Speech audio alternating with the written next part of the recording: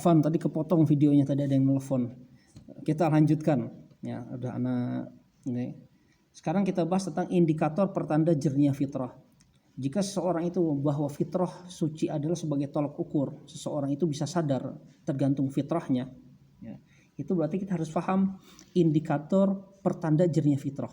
Seseorang itu fitrahnya jernih. Ya, apa aja sih? Atau kita bisa mempraktekkan pada diri kita masing-masing. Ya. Yang pertama adalah al-ihsasu bil ajzi amamillah, menyadari kelemahan diri di hadapan Allah.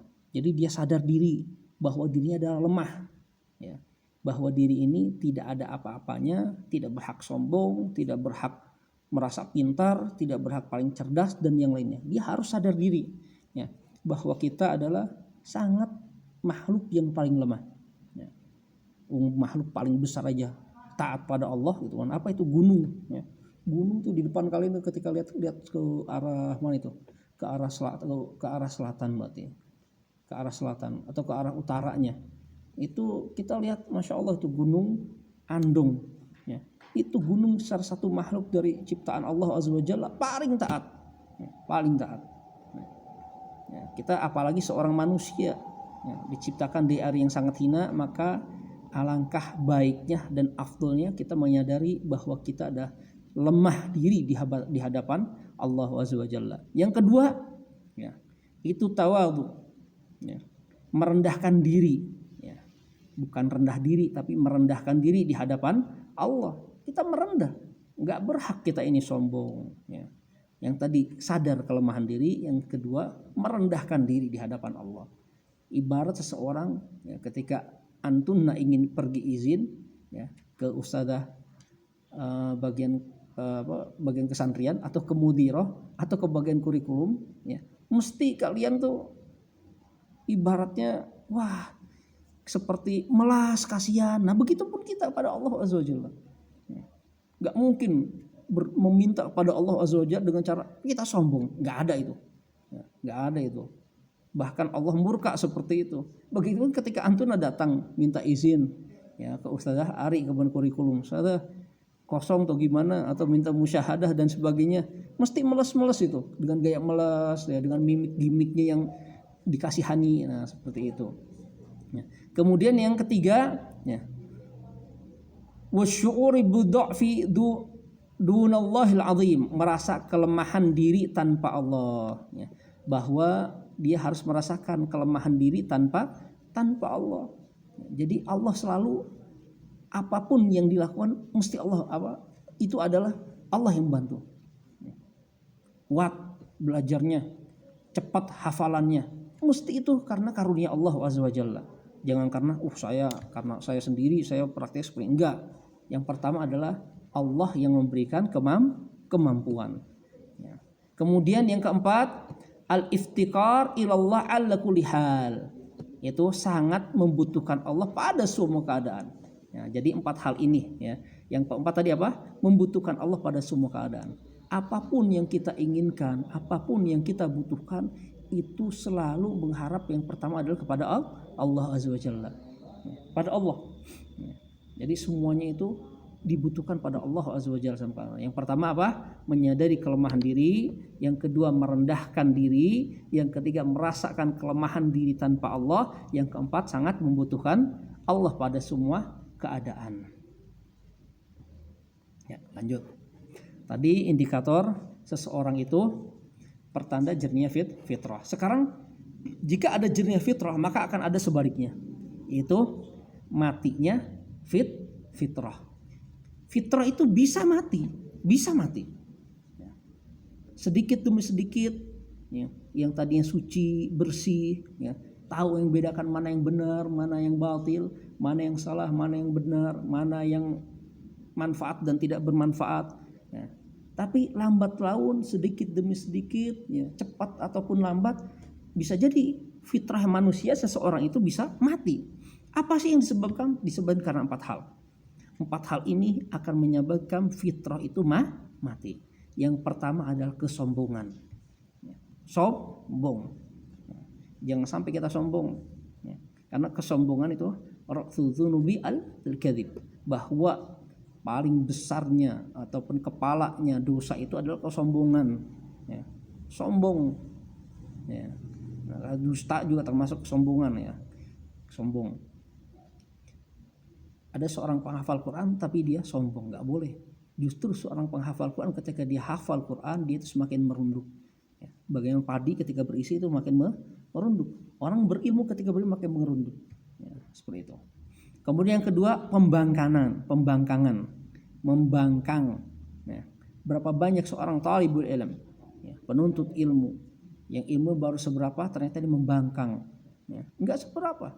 Hafidhul Quran ternyata dia membangkang, tidak mengajarkan sesuai Al-Quran dan As-Sunnah misalkan. Nah, banyak seperti itu. Orang banyak pandai Al-Quran, pandai baca hadis, hafal ini ternyata dia membangkang, ya, udah sombong membangkang. Yang ketiga tenggelam dalam dosa dan maksiat. Nah ini, ya, mungkin di antara kita, mungkin ini sebagai introspeksi diri saya juga pribadi, ya, barangkali dengan dosa-dosa yang kecil-kecil itu ternyata Allah perlahan sedikit demi sedikit mematikan fitrah kita, ya, fitrah kita Allah matikan. Jangan sampai seperti itu, ya. Jadi tenggelam dalam dosa dan maksiat itu bisa mematikan fitrah.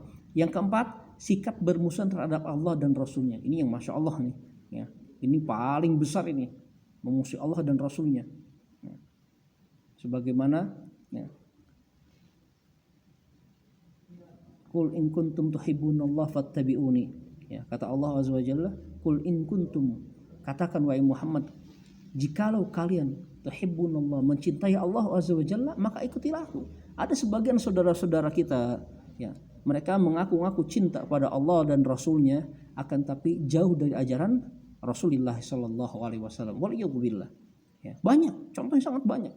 Ya, makanya antunna semua harus hati-hati untuk mencari pembimbing kalian, maraji ilmu kalian, yang mengambil landasan-landasan ilmu kalian, ustaz-ustaz kalian pun harus hati-hati. Alhamdulillah, antunna sekarang sudah ada di Ma'had di Bina Madani yang masya Allah ustadzahnya, kemudian asatidnya juga, ustadzatnya juga, keilmuannya yang masya Allah, gitu kan. Harus dijaga, ya. Dia berapa banyak kalau kita lihat, ya, introspeksi kepada teman-teman kita di luar yang seumuran kalian di luar sana, itu yang tidak semuanya yang tamat, tapi sedikit saudara kita kaum muslimin yang ternyata jauh dari ajaran kaum muslimin, ya, jauh dari ajaran Rasulullah SAW, bahkan berarti mereka sesat. Mungkin karena kebodohan, fitrahnya itu belum tersadarkan, ya. Makanya kalian yang masih ada di pondok ini maka bersyukurlah, jaga fitrahnya ini, ya. Waqala Al-Hasan, berkata Al-Hasanul Basri, huwa dhanbu ala dhanbin hatta yamuta qalb. Berkata Al-Hasan ibnu Hasanul Basri, itulah dosa bertumpuk dengan dosa sehingga matilah jiwa, ya. Jadi fitrahnya mati itu karena dosa dan maksiat yang bertumpuk-tumpuk, ya. Jika kalian ketika liburan gitu banyak maksiat, baik melakukan kelalaian dan dosa, maka dari sekarang cepatlah bertobat pada Allah, ya, kembali jalan yang lurus, ya, kemudian juga berkawan dengan kawan-kawan yang ada di pondok yang masya Allah, insya Allah kawan-kawan kalian itu termasuk salah satu, ya, insya Allah, ya, termasuk teman-teman di surga kelak. Allahumma amin. Waqala Ibnu Abbas, berkata Ibnu Abbas tentang masalah matinya fitrah mati di sebagian 4 hal tersebut, ya. Berkata yang artinya bacakan bahasa Arabnya, ra'an ala qulubihim tab'a 'alaiha, menghitam atas jiwa mereka, maksudnya tercetak atasnya. Jadi dosa itu ketika dia seorang kaum muslim, mukmin muslim, dia melakukan dosa, di dalam hati itu ada nuqtah sauda, titik. Tapi kalau keseringan berbuat dosa, ya, dia itu akan menjadi hitam, ya, keruh, melekat di situ seperti minyak di jelantah itu. Kalau hitam tuh kayak gitu tuh, banyak itu batu yang tadinya putih ketika kena oli ataupun apa hitam. Begitupun hati kita, fitrah kita, ya. Karena 4 hal itu: sombong, pembangkangan, tenggelam dalam dosa dan maksiat, sikap bermusuhan pada Allah dan Rasulnya. Nah, sekarang kenapa sih tadi kita bahas tentang masalah fitrah? Kenapa ada apa fitrah ini? Kalau kalian tahu, khususnya para musyrifah, untuk menjaga adik-adiknya, ya, ada juga menjaga yang di bawahnya untuk kelas 6, kelas 5 dan ke bawahnya, itu ada kenapa kita harus ana membahas tentang masalah fitrah. Ya. Bagi ana fitrah itu dari sebagian juga teman-teman itu target apa? Bahwa fitrah bisa memberikan suatu menyadarkan seseorang sebelum melakukan tindakan yang salah. Jadi ada 5 hal ketika kalian ingin menanamkan pada diri seseorang itu, dia tidak bisa akan melakukan sesuatu yang salah, tapi dia sudah punya gambarannya. Yang pertama adalah membuat paham. Jadi temannya itu dipahamkan tentang masalah satu hal ilmu. Misalkan di pondok itu tidak boleh mencuri misalkan ya, atau gosok. Yang sering itu gosok. Gosok. Itu dipahami, diberikan ilmu kepada adik-adiknya bahwa gosok itu dilarang, dalilnya seperti ini. Kemudian dia paham bahwa gosok itu dilarang. Kemudian ketika dia dapat ilmu, dia yakin gosok itu dilarang bukan karena saya dipaksa. Aturan tidak boleh gosok, tapi diyakini dalam agama pun tidak boleh. Dia yakin, sudah paham, kemudian yang kedua yakin. Setelah yakin maka dia akan sadar. Ya. Contoh seperti itu, jadi gosok tadi diberikan pemahaman oleh temannya tadi, paham tentang masalah dalil tidak bolehnya gosok. Kemudian dia yakin bahwa gosok itu tidak boleh. Akhirnya dia tersadar, anak kemarin nggak izin minjem sandal fulanah tuh siapa di situ. Jadi sadar, ternyata sekarang nggak boleh. Nah itu sadar. Diberikan pemahaman, kemudian dia meyakini, kemudian dia tersadar. Dari kesadaran itulah dia akan berubah sikap dan perbuatannya. Nah, ya, sikap dan perbuatannya akan berubah karena kesadaran tersebut. Dari sikap perbuatan itu maka akan ada perubahan menjadi baik. Yang tadinya sering mau gosok karena dia nggak tahu, sekarang tahu, nggak jadi gosok, nggak pernah gosok. Ataupun yang lainnya, ya seperti itu. Jadi diberikan pemahaman dulu, kemudian dia itu dapat meyakini bahwa yang diberikan oleh ustadzahnya ataupun musyrifahnya atau kakak kelasnya itu baik. Dia paham dan yakin. Setelah yakin maka dia akan tersadar. Dan keempat dia akan sikap dan perbuatan yang berubah, maka akan perubahan yang kelima akan menuai perubahan yang baik. Itu tentang masalah fitrah. Kenapa sih harus paham dulu? Ustaz, kenapa kita memberikan suatu pelajaran harus paham? Ya.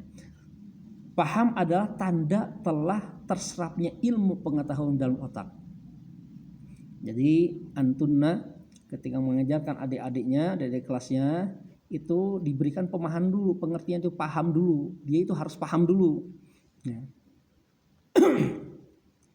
Ya, itu artinya transfer ilmu, transfer pemahaman. Ya, dia harus paham. Setelah paham dia yakin. Kenapa harus yakin? Yakin ada tanda telah hilangnya keraguan di dalam jiwa terhadap nilai dari suatu pengetahuan. Ya, karena yang tadi yang nggak paham, tidak tahu ilmu, sekarang jadi yakin karena sudah diberikan pemahaman. Ya. Karena dengan yakin maka jahil itu keraguan-raguan sudah hilang. Setelah yakin maka dia sadar. Sadar adalah matangnya keyakinan seseorang dalam menganalisa objek.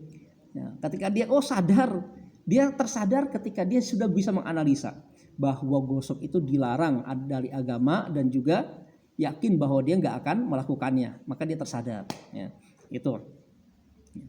Jadi kesadaran adalah syarat untuk perubahan.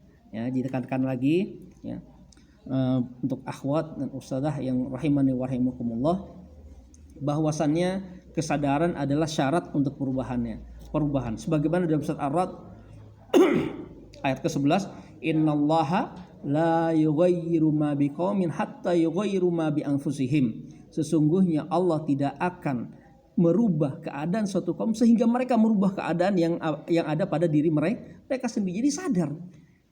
Seseorang itu tidak akan bisa berubah kecuali dengan sadar. Begitupun kita manusia, fitrahnya itu yang pertama paham dulu, diberikan pemahaman, yakin seorang itu bisa berubah, yakin dengan ilmu yang dipahamkan itu, kemudian dia akan sadar. Dengan sadar dengan ada perubahan, maka akan mendapatkan hasilnya itu berubah.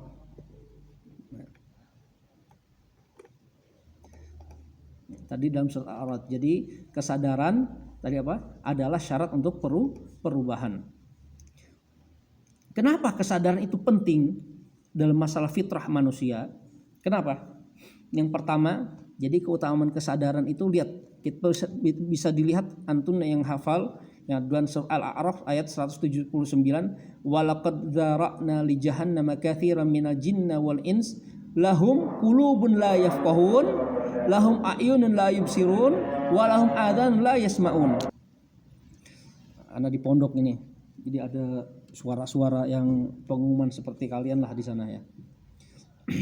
Di dalam surat Al-A'raf dikatakan bahwasannya Allah Azza wa Jalla memberikan pada semuanya ya. Jadikan untuk isi neraka jahanam kebaikan dari jin dan manusia. Lihat, manusia dan jin itu punya hati, mempunyai mata, mempunyai telinga, akan tapi tidak dipergunakan dengan semestinya.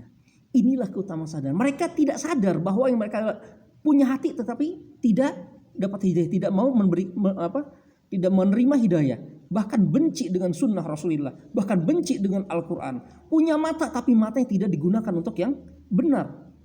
Bukan untuk membaca Al-Quran tapi ternyata untuk melihat yang hal-hal yang haram. Punya telinganya untuk masalah dengan gosip, dengarkan ini, dengarkan itu, ya, bukan untuk mendengarkan hal-hal yang baik. Itu karena mereka tidak sadar. Makanya keutamaan kesadaran dalam fitrah itu sangat penting. Ya.